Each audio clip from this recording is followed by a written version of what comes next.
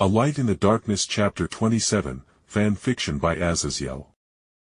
Now that we were in space and already chugging along heading away from the planet, I could only relax into my seat with the comforting knowledge that we had accomplished the hardest part of the plan by exceeding the nominal range of planetary defenses. Alright, let's get going to hell. I thought wryly as I began inputting the relative coordinates to the ship's system so it would automatically know which direction it needed to go without me needing to hover over it. So now we merely wait. Elismir asked as she unbuckled the seatbelt system holding her to the chair. Looking at the map on which we charted a sort of course, I nodded, speaking softly. Considering how my ship is tearing through space via arrays, along with it being on a low-powered setting due to my own power and its own power being insufficient after tearing open a spatial tunnel so we could avoid getting gunned down while leaving the planet. Yes, this trip is probably going to take a couple weeks. Granted, in the grand scheme of things, a couple weeks to travel like a tenth of the 40K galaxy was nothing, but bear in mind how my ship was a ship made to traverse cultivation universes. This ship was made to instantly bypass mountain ranges the size of galaxies themselves and, in turn, not be bogged down in such travel.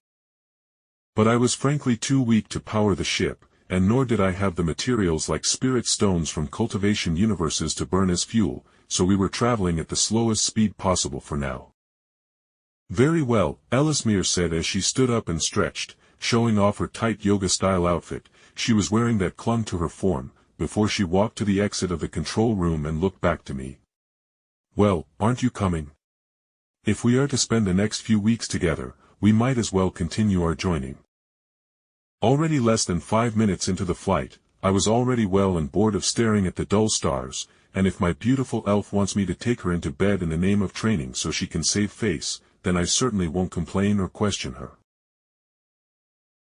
The next week plus was another building session where other than some mediation to consolidate my 8th level of the nascent realm I spent all the rest of the time either tuning up the ship for it to run optimally and getting our rooms and my demonic all-you-can-eat buffet kiln, set up in the loading bay basically as far as possible from Elismir for her comfort.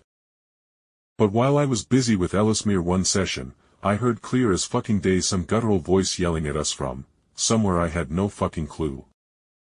But once the shock of my attempts to breed my slutty elf being stopped wore off, my lizard brain retreated, and my monkey brain took over as I realized from the dumb as hell words the voice was speaking very well indicated who was screaming at us. "OIZ. You gets over dear. Come fight me." The clear-as-day orc was screaming at me with a fucking microphone as he stuck his head out of a window on his ship. You may have heard about orc stupidity literally being so dense it warped reality around them, and it was honestly true, as no other sentient race was so monumentally stupid that they could use their latent psychic abilities to make themselves impervious to the vacuum of space, as well as make sounds carry through it. Which it shouldn't. Do Eldar and humans even bother to banter with orcs? I asked conversationally as I took in the massive asteroid the orcs called a ship, and it was truly a marvel of orc engineering, as it had what seemed to be thousands of guns literally duct-taped and glued to the side of the asteroid they had hollowed out into a ship.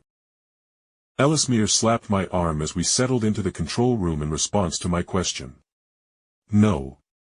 One should only banter with those they consider an intellectual rival or at least someone that can count past 12, and those damned greenskins can only count the teeth they collect as currency and thus are unworthy of banter.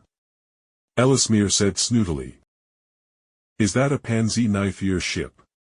The orc screamed before the large green orc's face scrunched up as the Shoyuta orc quieted down to probably talk to someone close to him. You get that's gotta be a Hummy ship. I mean, look at that. It's got all the Daka on its sides like them Hummy ships do. He roared as he pointed at my ship and the large protruding solar cannons I had set up on its sides. Should I just shoot? I asked Elismir as I was already getting a headache from the Shoyuta orc screams for us to fly closer so the orcs could board us, and we could have a proper fight. Elismir, in response, just moved from her seat to sit in my throne-like seat behind me, and she wrapped her hands around my own close to the controls as she breathily whispered into my ear, obviously feeling my discomfort at how loud and obnoxious the orcs were being. My dear, the only response to shooting an orc is why haven't you already done it?